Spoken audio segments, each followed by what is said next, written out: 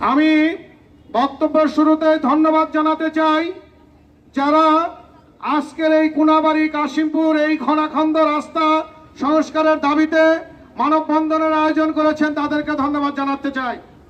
আমি বক্তব্য অতি সংক্ষেপ করব। আমি আগেও বলেছি কথাগুলো, এখনো বলছি।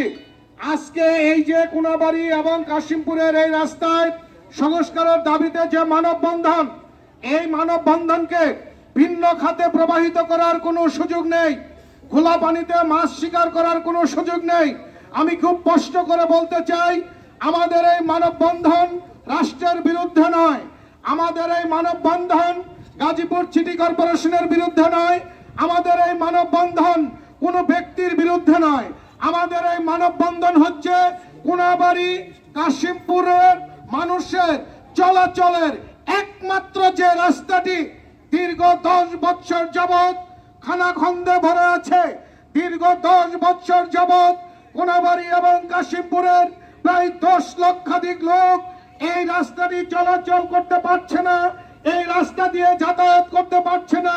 এই রাস্তাটি একেবারে যাতায়াতের অনুপযুক্ত হয়ে পড়েছে, এই রাস্তাটি একেবারে যাতায়াতের অযোগ্য হয়ে পড়েছে।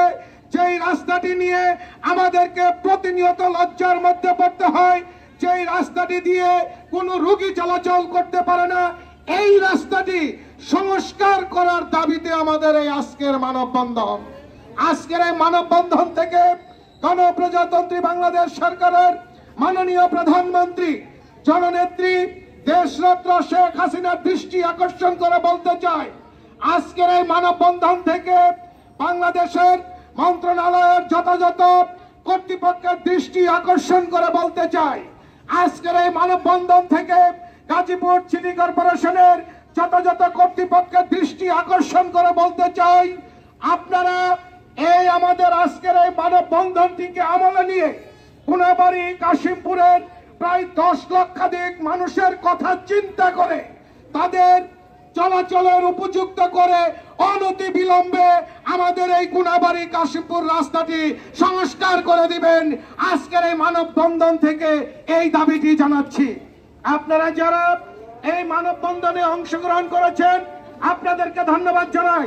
যে সমস্ত মিডিয়ার ভাইয়েরা, প্রিন্ট মিডিয়া এবং ইলেকট্রনিক্স মিডিয়ার ভাইয়েরা আজকে এখানে উপস্থিত হয়েছেন, আপনাদেরকে ধন্যবাদ জানাই এবং একটি উদারত আহ্বান জানাই।